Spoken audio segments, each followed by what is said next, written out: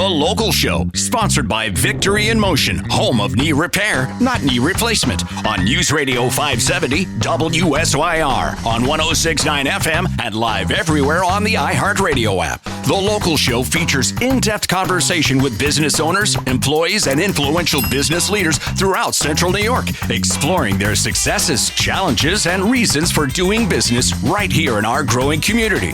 The Local Show is produced locally by Zoe Advertising. Now your hosts, Tom and Steve. Welcome in, ladies and gentlemen. This is the 2025 pre-winter edition of The Local Show. I'm your host, Tom Sicoscio Jr., along with my friend and co-host, Steve Roberts. Well, look, stick around. The show is just hopping and popping today. Marie Farone is going to start things off. She's a licensed funeral director at Farone & Son Incorporated. Marie, how are you? I'm good. How are you? Do people die over the holidays? I'm just wondering. He just cuts to the chase here on The Local Show. I know. Yeah. More. Yeah. Seems like more so during the holidays, which is really sad. So now that's got to be an extra layer of hard for you. Right. Difficulty. Well, because Emotionally, and then trying to do the funerals because there's a lot of days that you can't. Right. Yeah. Oh, that's right. The holidays. Oh, okay. Death knows no holiday. Yeah, right. Hey, that's a great...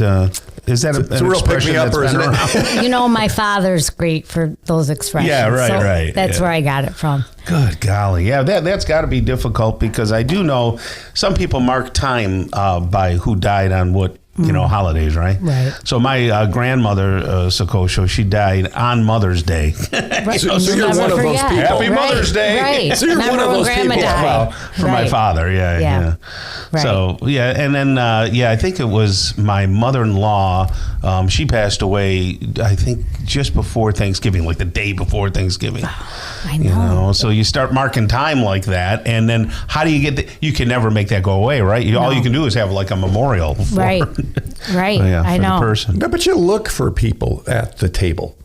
You look the people that were there. You look back. I see what you're saying. You look like, Dad's gone, and you go through these things, and it can't help but bite you a little bit, right? Regardless of when they passed, or irregardless, which is not a word. Right.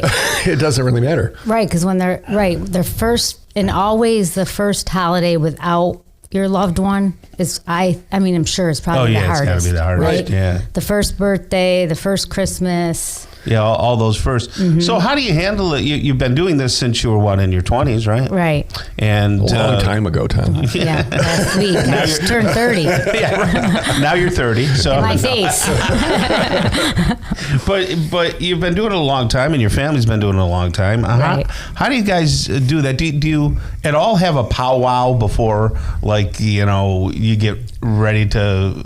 Like, how do we love on Mary and Bill? And do you connect the dots? It's a great question. Like, do you guys lift each other up before you get into it? Or Don't forget, we're all family at the funeral home. Yeah. So we're beating each other up. And then... That's an Italian thing. Right. It is. And then we come out fighting. Yeah. No, it does get hard for us, too, because there are times I can remember where my father would have to leave, maybe during Christmas dinner, even my son now.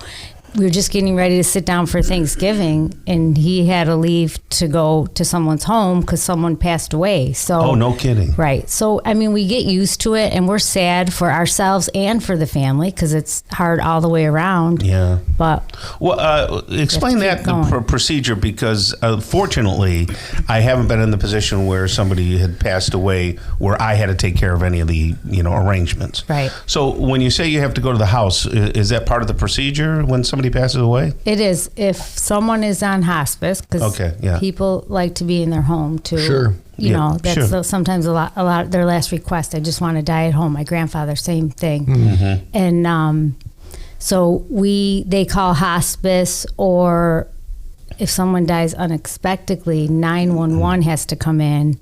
And if it's suspicious, then they have to take the person to the medical examiner's office. That's like the law, right? Right. If it's suspicious. But if it's someone who's, elderly and they find them in their bed, they just have to do an investigation, but then they'll call us to come. So that happens a lot where you go right to the house. Yes. Okay. Mm-hmm. See, I didn't really know that. I didn't know if someone has passed, does the ambulance have to take him? Does it have to go to the, what's the process there? Right. but legally, which is why you guys are licensed. I imagine there's a lot to know. Right. Right? Yes. Behind that. Because we have to make sure that someone can sign the death certificate. And the only way you can do the funeral is with a death certificate and a burial permit. So that's all part of it. Things to know that I had no idea. Right. But there's a lot of empathy going around in your family. I mean, even when you talk about it, you slow down. And you guys really, people say, well, we call, work with us because we care. You really do. You're not faking it. It's just your heart. True. It is true. Yes. And so how's the family doing? How's everybody? You guys are making more family over there lately, right? We're making, we have a new baby, Chase Corbin. Okay. Mm-hmm. And that's Juliana's son? Yes, she is. I gave her 2 weeks off. She'll be back this week. The baby or Juliana? Bring them all. Well, the facility over on Taft Road, I don't know. I just have never seen anything like it. It's just amazing. Thanks. And the north side, you've been on the north side for how long? Oh, that location since 1975, wow. I think. Well, that's amazing. We've heard some, you guys sponsoring the national anthem, heard lots of feedback on that. It seems like people really appreciate. They do. When we were young, that used to play all the time. Every day you'd hear it. Right. So now it's back. So we appreciate you being on the air and doing that. But Farone and Son Inc.com. And Marie, thanks for joining us today. Thank you.